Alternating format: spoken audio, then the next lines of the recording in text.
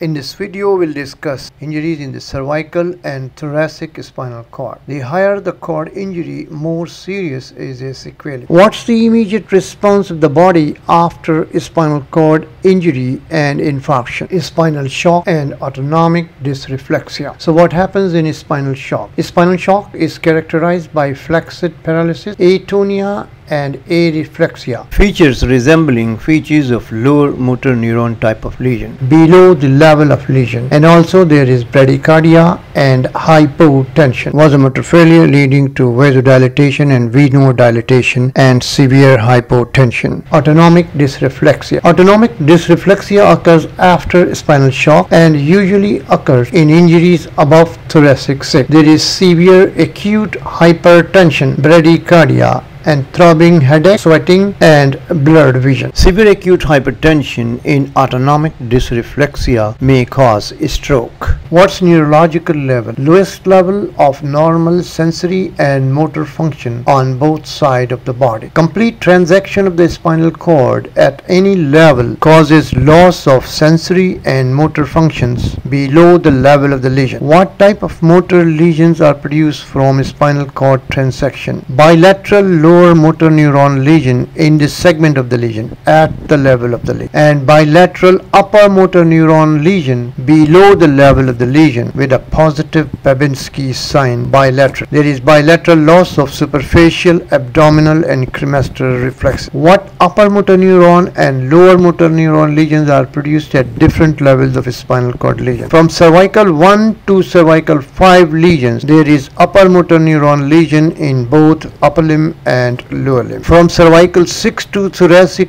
2, lower motor neuron lesion is produced in the upper limb and upper motor neuron lesion is produced in the lower limb. Complete transaction of the spinal cord at cervical level produces quadriplegia, paralysis of all four limbs, and a complete transaction of the spinal cord in thoracic region causes paraplegia, that is paralysis of both lower limbs. Cervical cord lesion. In the upper cervical cord lesion from cervical 1 to cervical 5, it produces quadriplegia and also weakness of the diaphragm, and this condition is fatal that requires ventilator for survival. Why? Because diaphragm is supplied by the phrenic nerve. The root value for phrenic nerve is cervical 3, 4, and 5. So a lesion in cervical 1 to 5 produces upper motor neuron lesion in both upper limb and lower limb. Cervical 5 and 6 lesion produces weakness of the bicep, shoulder, and elbow muscle weakness. That a lesion of the cervical 7 produces weakness in the tricep and extensors of the finger and wrist. A lesion in the cervical 8 produces weakness in flexors of the fingers and wrist. Cervical 6 to thoracic 7 lesion produces lower motor neuron lesion in the upper limb and upper motor neuron lesion in the lower limb. Now lesions in the thoracic region. Lesion produces paraplegia. Thoracic